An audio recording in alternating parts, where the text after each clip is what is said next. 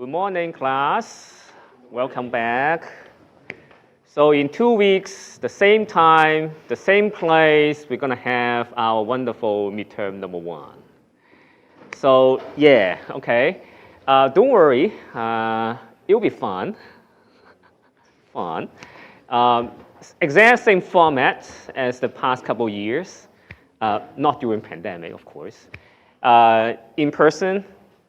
And then, of course, no calculator, no cheat sheet, no book, no note. I'm going to give you a formula sheet, which you can also download from the course website, and that will be provided to you during the exam. So you don't have to bring anything, except you bring a pen or eraser if you use pencil. Okay? Now, the biggest tip is that have enough sleep the night before. That's the biggest tip. Coverage-wise, it will be everything from the beginning of the semester. I think it will be until next week because the test will be 2 weeks from now. So until next week, that will cover a little bit of the discrete random variables, including, I think it will include Bernoulli random variable and binomial random variables. I think we will get there. So those will be covered.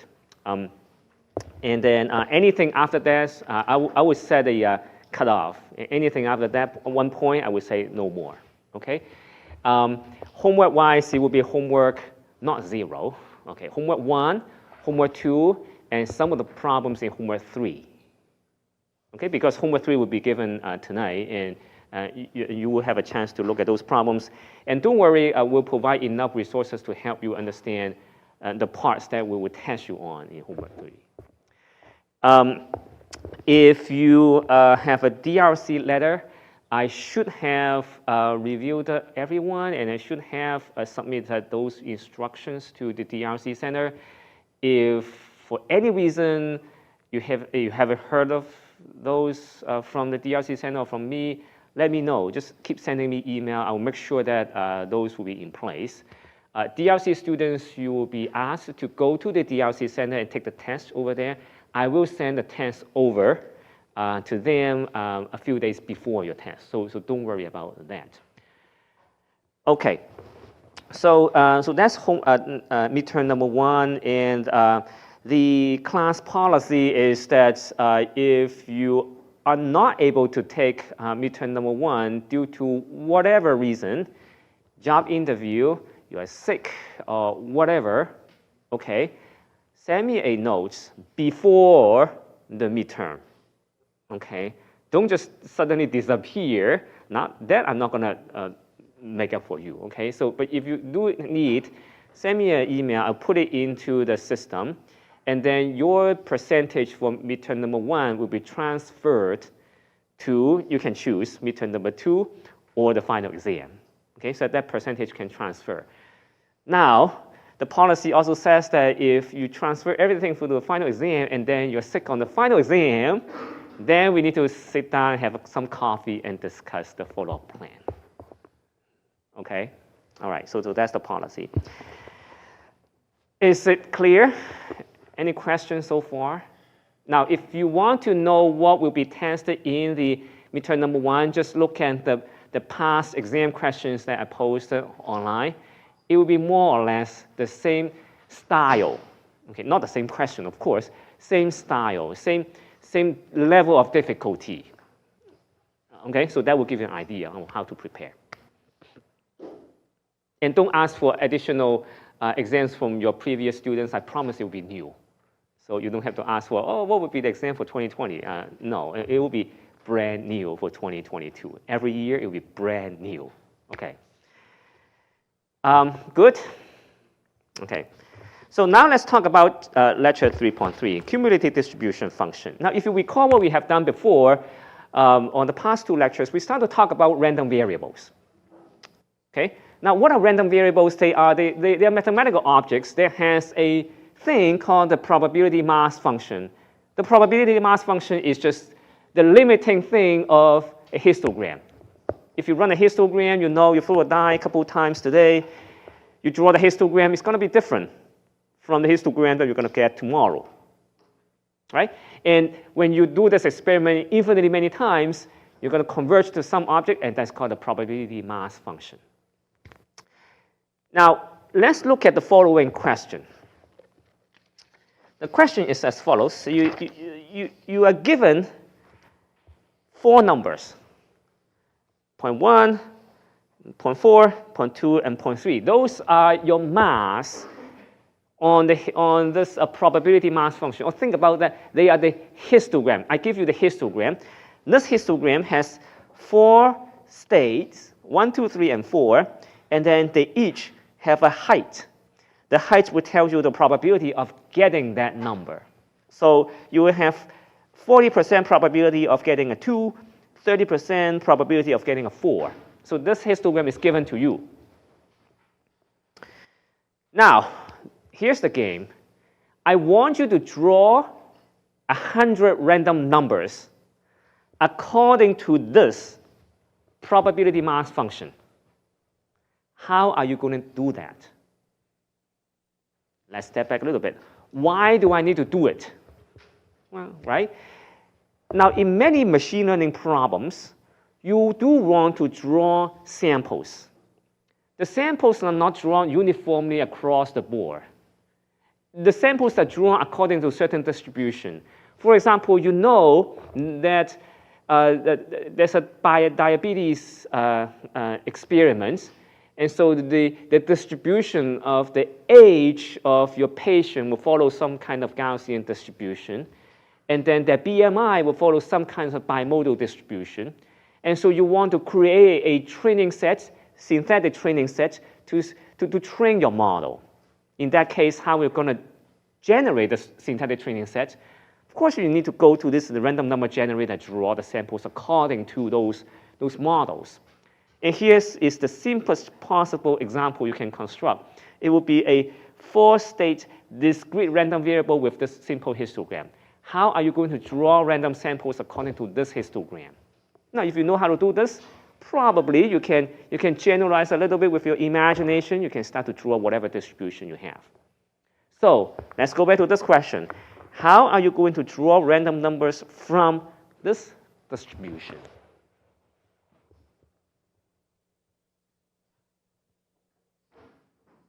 Python, random dot rand int something.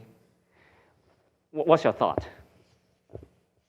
Besides looking up for libraries and commands, there should be some first principle of drawing random numbers.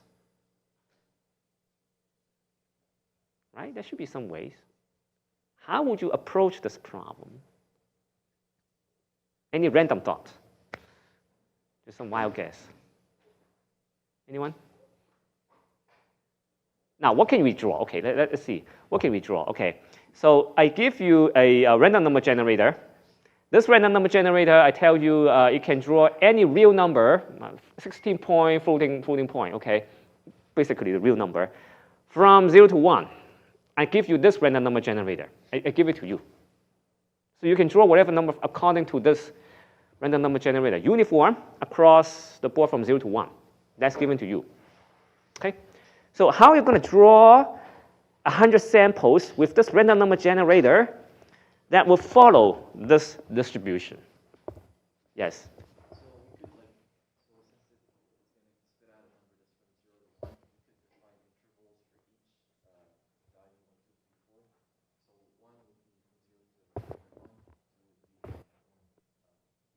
So 0.5? 0.1 to 0.5, right?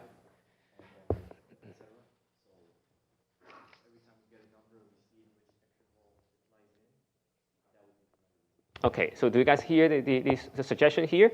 So what he's suggesting is this. I have a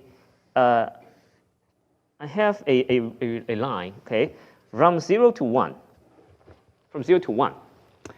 And then I'm going to divide my range from 0 to 1 into 4 segments.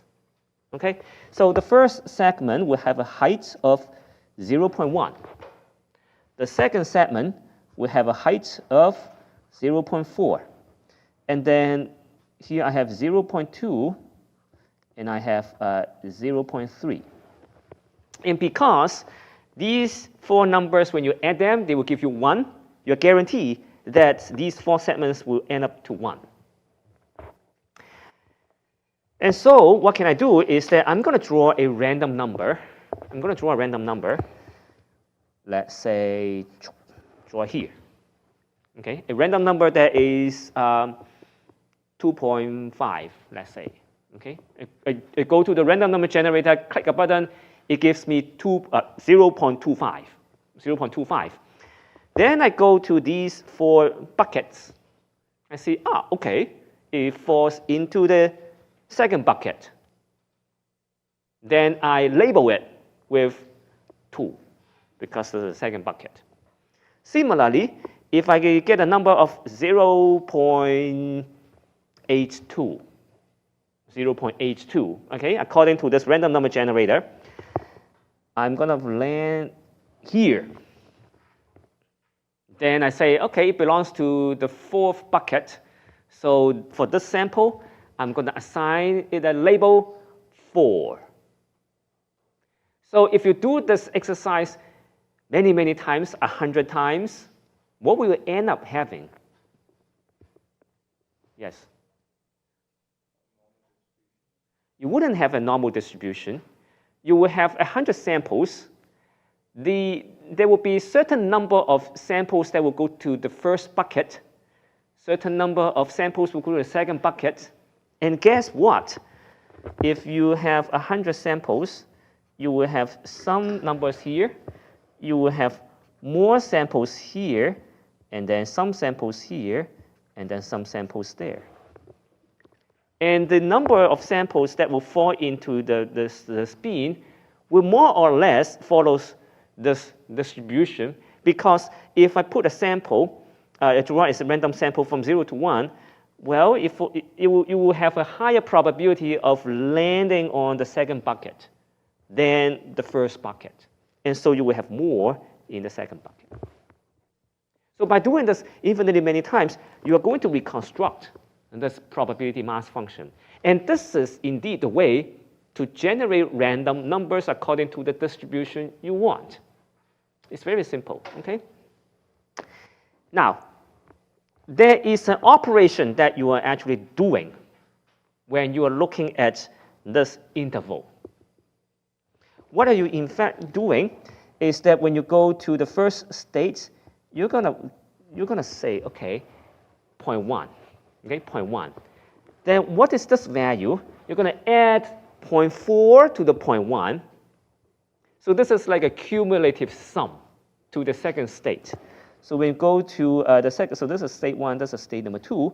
Go to state number 2, you jump to here. So this is 0.5. Then you go to the next one, you go to the third state, you jump again, and this is going to be 0.7.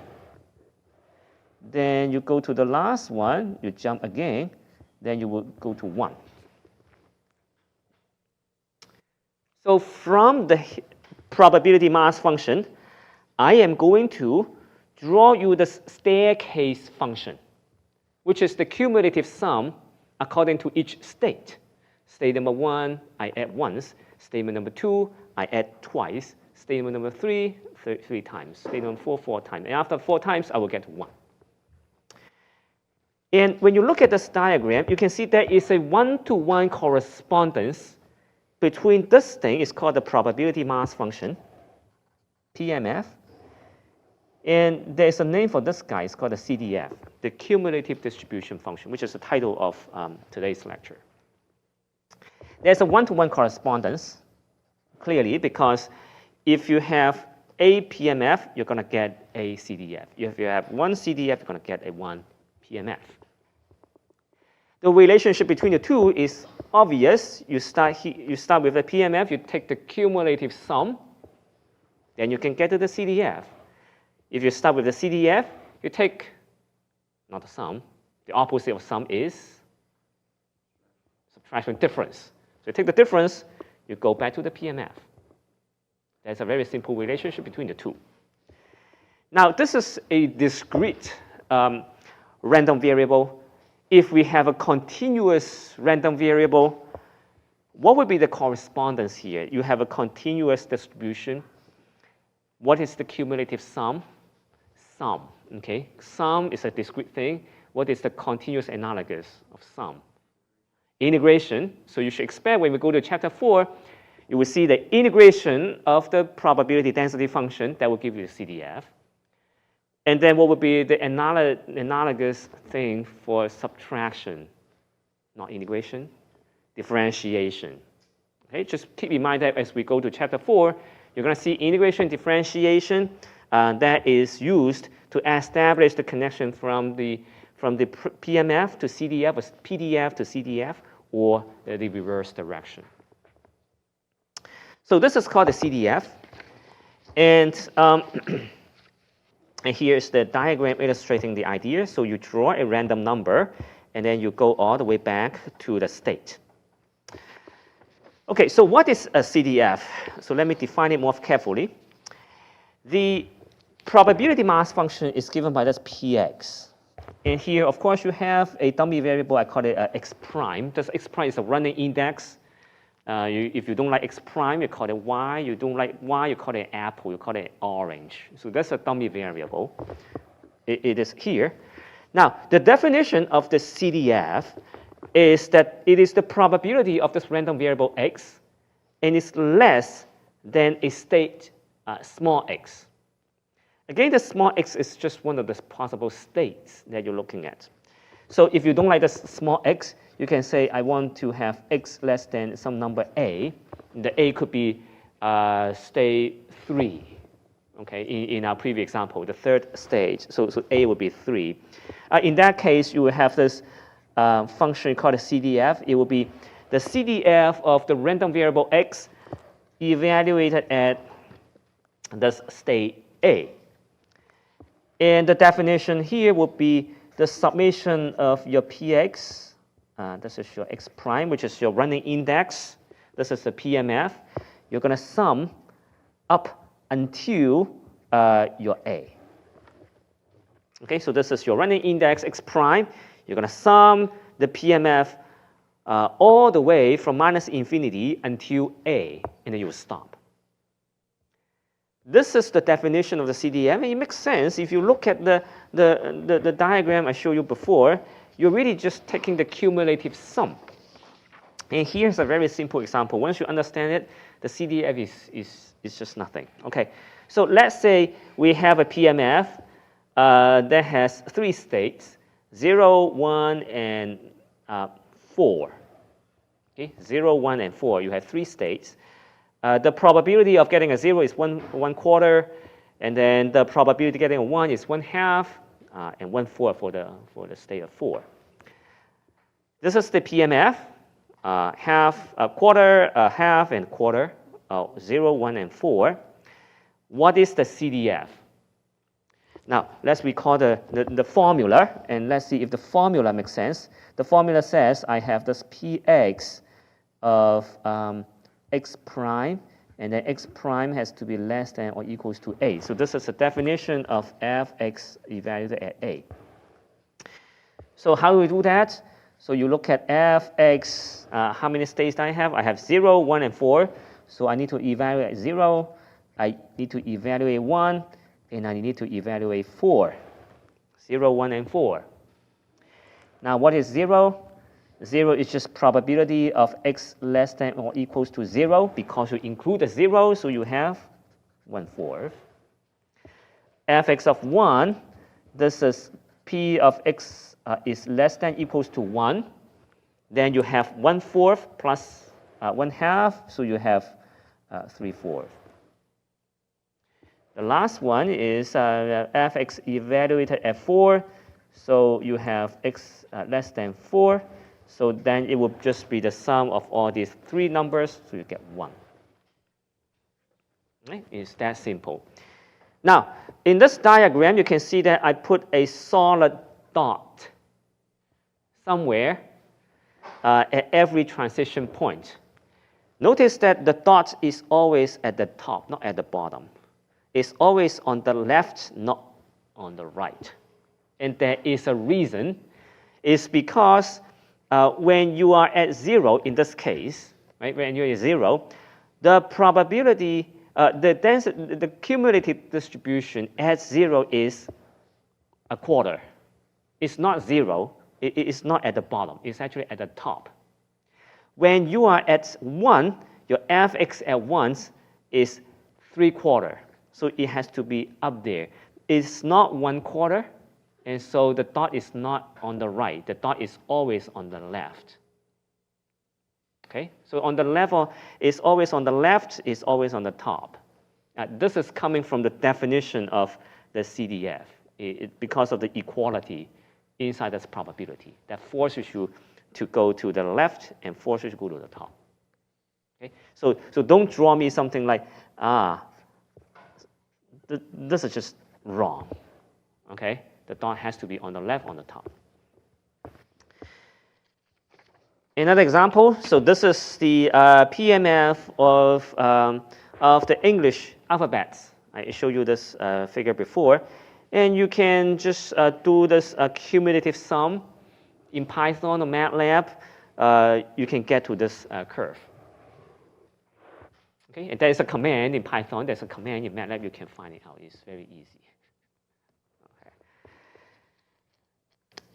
All right, so this is CDF. Now, there's some properties of the CDF. Let me just mention them. The CDF is a sequence of increasing numbers. Okay, a sequence of increasing numbers. Of course, why is it? You can see from the diagram here, the CDF always goes up. It never goes down. If you ever have a CDF that goes down, you're wrong. That's a very easy check in your exam. You write me a formula for the CDF, and somehow I tell you, hey, it's going down, then you're wrong. Okay? It will never go down. Why does it? Why should the CDF always go up? That's because of the cumulative sum nature. Okay. Now you look at this example here. You have F0, F1, and F4. Every time you increase this index, you're going to add more of these masses. And since your mass will never be negative, we see the example last time that if you have a negative value, that problem is undefined. And so because all these numbers are positive, and you're adding positive numbers whenever you go up the index, you have to go up with the CDF. So it must be an increasing function. It is not monotonically increasing, because you can see in this diagram, you can have a flat surface. Now, when will you have a monotonically increasing function? Well, if you deal with a continuous random variable, then you will have this monotonically increasing, very smooth CDF. But for discrete random variable, because you are all these delta functions, you will take a step. It's going to be a staircase function. So it is increasing, but not monotonically increasing. Okay, so fx at plus infinity will be 1. Why? Or because what is this plus infinity? This plus infinity means that you look through all the possible cases in your sample space. And of course, that's going to give you 1. This fx at infinity is probability that your x is less than infinity. This is like you sum this x prime from minus infinity to infinity of your px of x prime. Okay, and remember, why is this infinity enough to cover the entire sample space? Because the random variable by definition is from a sentence translated to a number on the real line. Okay, it's a mapping from a sentence, a statement, to a number on the real line. And now you say that the upper limit of the real line is infinity. Of course, that will cover everyone. So that will be the CDF evaluated at plus infinity. Now, what is a CDF evaluated at minus infinity? 0. Okay, it's not minus infinity. it will be 0. Because fx evaluated at minus infinity is going to be probability that x less than minus infinity. This is like saying that I'm not summing anyone, so x prime less than minus infinity. Okay, px. You're not even summing anyone, so you got to be 0. So as you can see, if you have this CDF here, you will always start with a 0, and then you will start to have some jumps, and then you will end up with 1. Start with 0, end with 1, increasing. Now, can this CDF start with a negative value, meaning that can it go start from the left-hand side? Can it? Someone says yes. Anyone says no. Can I draw a CDF that starts at here? Is it allowed? Yeah, it is allowed because I can define a random variable that has a negative state. It's just that the probability of that state cannot be negative. The probability cannot be negative, but then the state can be negative. I do some experiment. It could be some temperature, and the temperature can be negative. So you ask, what is the probability of x of minus 1.5? And that can be some number. That can be it could be 1/4. So once you have this minus 1.5, you will start at minus 1.5. So the CDF can start on the left-hand side, but it cannot go below the x-axis. If you start below the x-axis, then that means you have negative probability. That's wrong. Okay? On the left-hand side, it's okay because you say that my state is negative. Okay, number 4, at positions where this px is bigger than 0, there's always a jump. Okay, so now let's go back to the previous example here. Whenever you have a mass, you will have a jump. Look at this diagram here.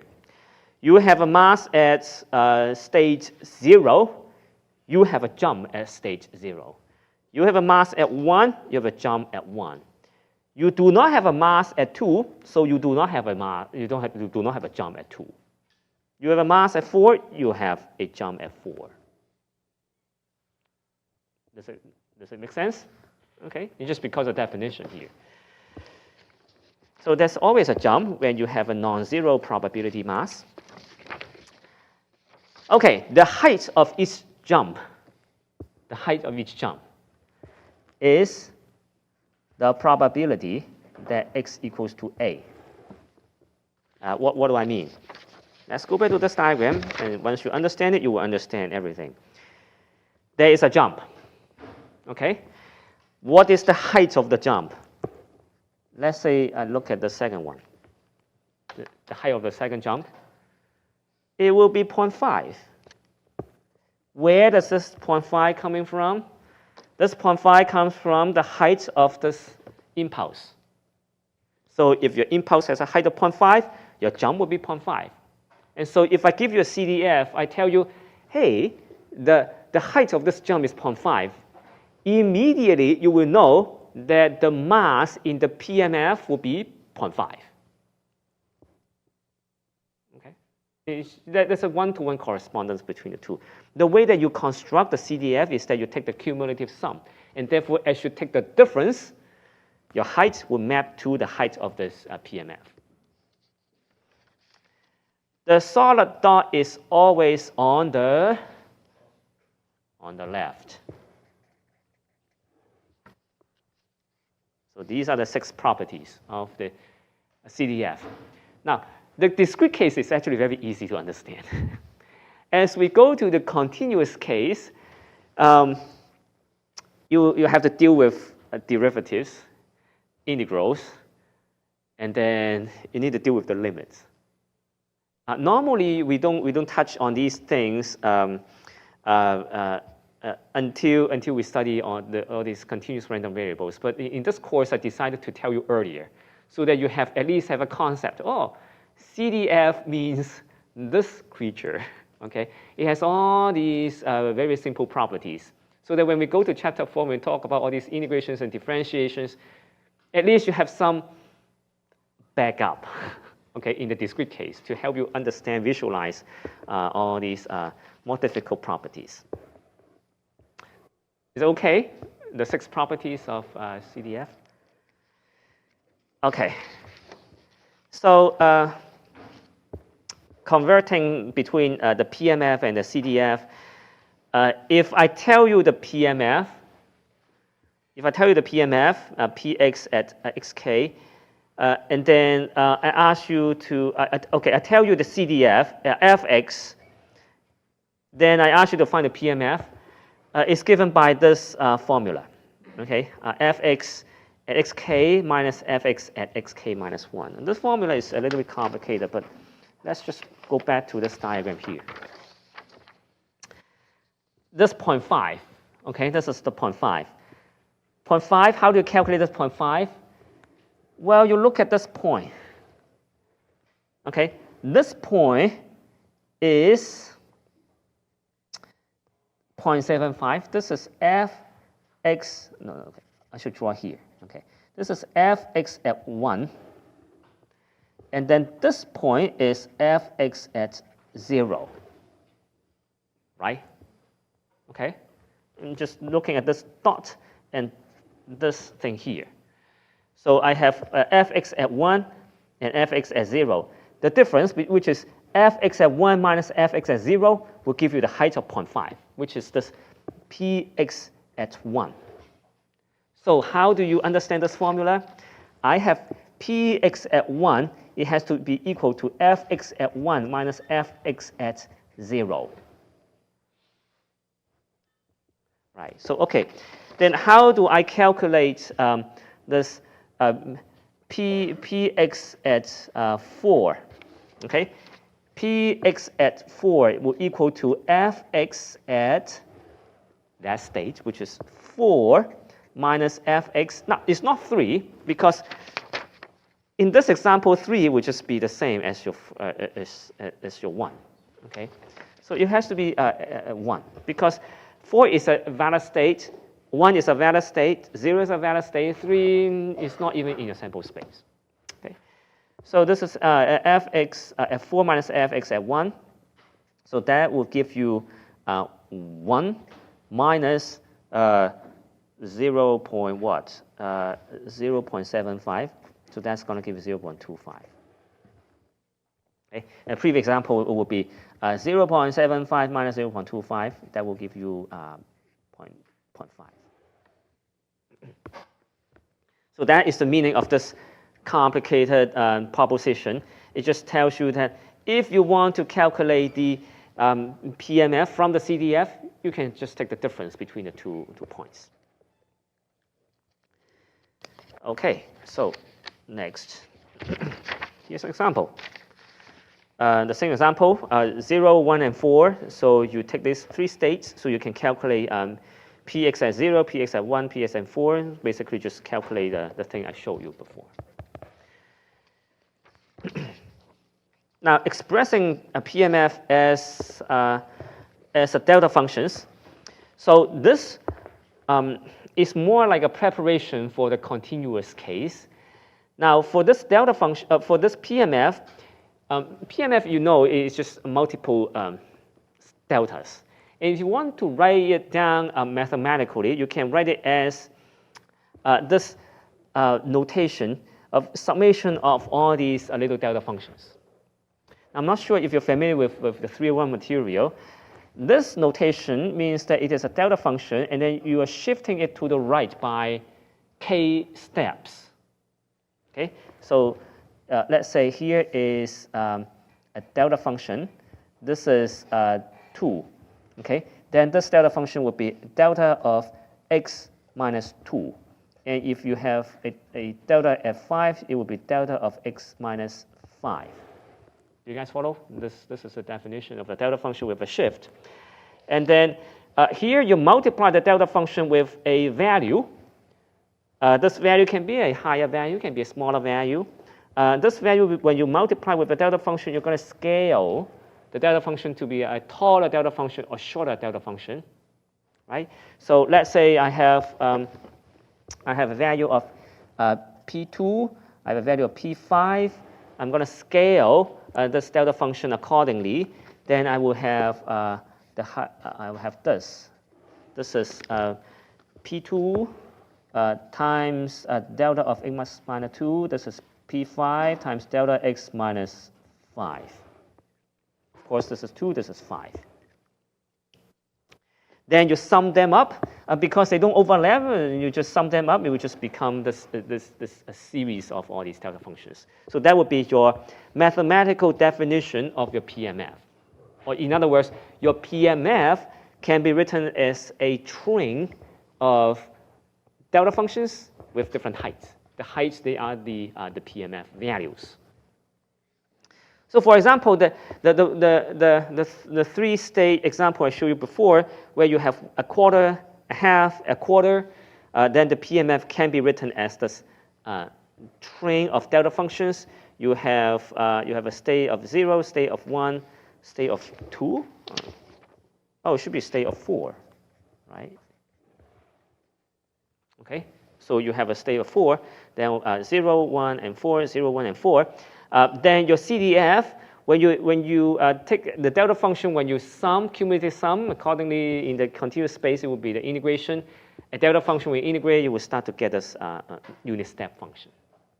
Okay? Because once you hit the delta function, you will gain the mass, and it will stay there. And you integrate again, you will gain the mass. So that will give you this unit step function. Question? Oh, it's just because the previous example is 0, 1, and 4. Okay.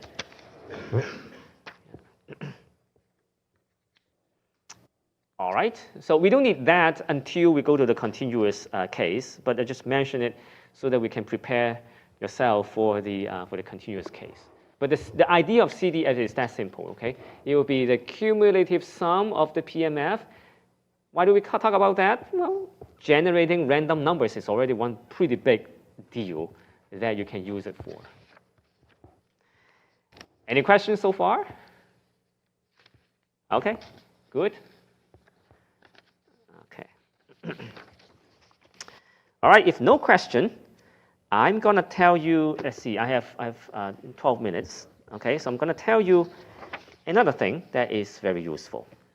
Okay, it's called the mathematical statistical expectation. Okay, so long time ago, in a galaxy far, far away, there are some kids on another planet taking a midterm exam with this distribution. Mean is 43. That was a long time ago, when I was a little bit harsh.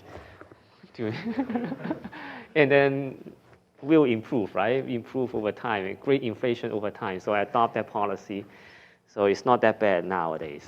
Okay, but long time ago, that was the midterm exam. Okay, so we know the CDF, so we can put that aside for a while. We'll come back to CDF later on. Let's talk about average. Okay, average. This is the midterm score. How do you calculate the average? That's a good question. How do you calculate average? Yes, please.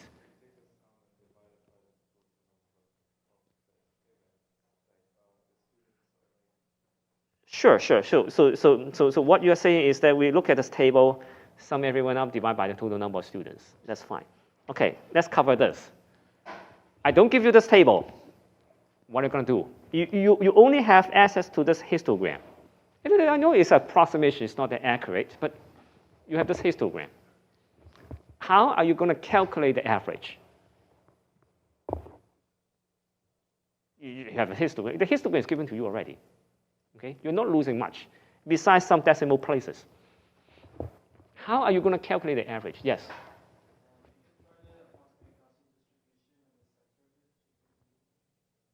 Okay, so the idea is that we can approximate this with a Gaussian distribution and then find the center.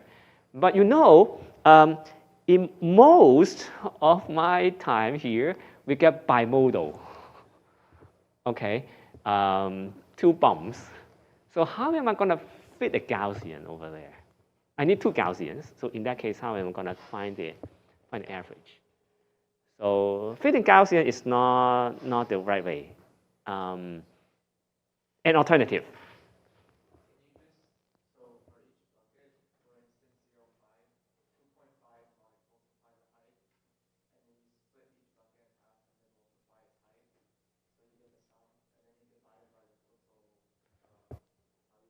Okay, okay. See the suggestion here? Okay, so the suggestion here is that first of all, go to this bin, allocate a center point. Right? There's always a center point. You can calculate that.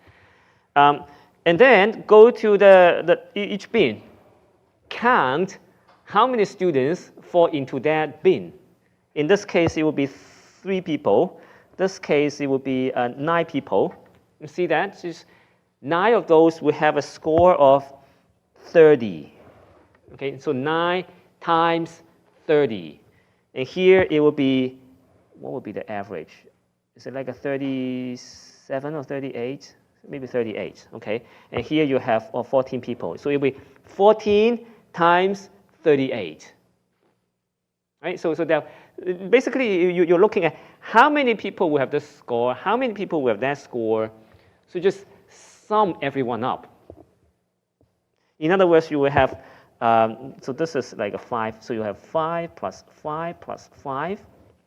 And then here it will be 22, maybe 21. So you have 2 people, right? Plus 21 plus 21. And then plus 9 of those will have a 30. So 30 plus, right? So there are 9 of them. So start to add everyone up. Now, it's approximation to the true table, but since you don't have access to the true table, this is the best you can do. So you start to do this, and then you divide by the total number of students. Problem solved, you get an average. Okay? All right, so why do I want to make things so much more complicated but not going back to the table? Well, this is an approximation to the probability mass function, right? So if I start with the probability mass function, I start with a random variable, which has the PMF. I ask, can you tell me on average, the distribution? What will that number be? Okay, calculate the average number. How do you do that?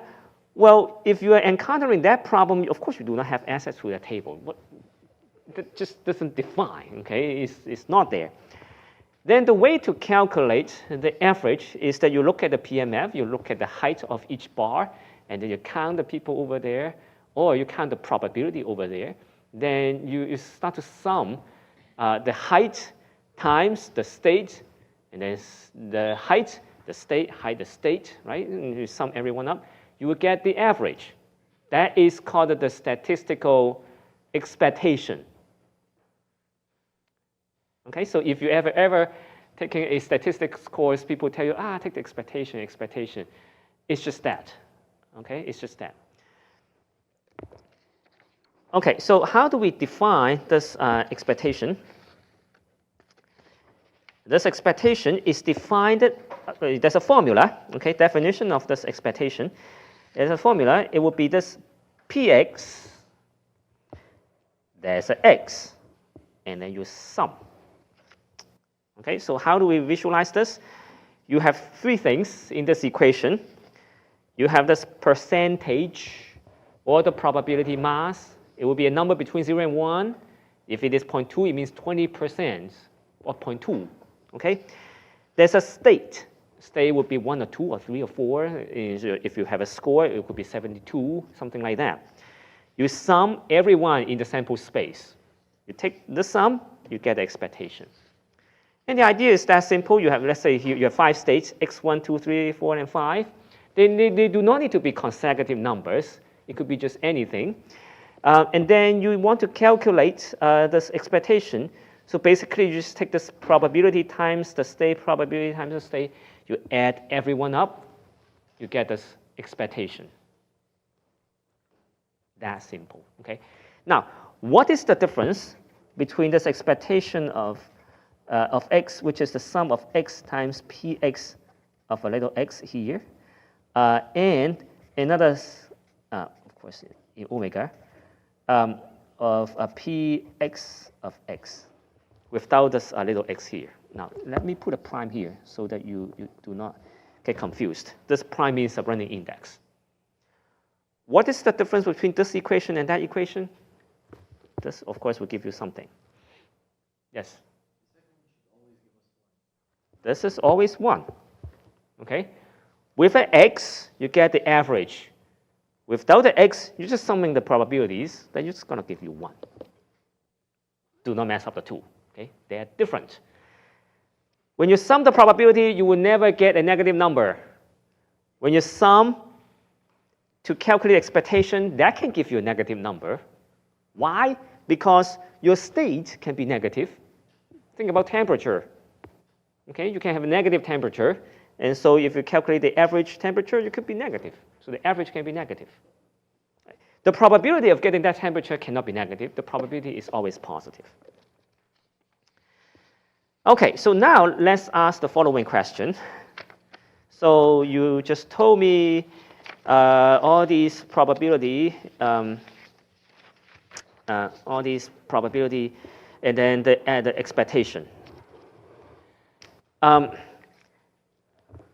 Is the expectation a deterministic number, or is it a random number? The expectation, the statistical expectation. Is it a random number, or is it a deterministic number? Is it a random number? Deterministic. So when someone says it's a random number, will someone say it is a deterministic number? It is a deterministic number. The answer is that the expectation is a deterministic number. There is a random counterpart. The random counterpart is called the average.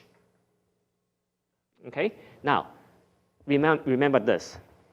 Histogram is a random thing. PMF is a deterministic thing. Average is calculated from the histogram, and therefore the average is random. Expectation is calculated from the PMF, and therefore the expectation is deterministic. And so I can talk about the average. Because average is a random number, I can talk about the distribution of this average.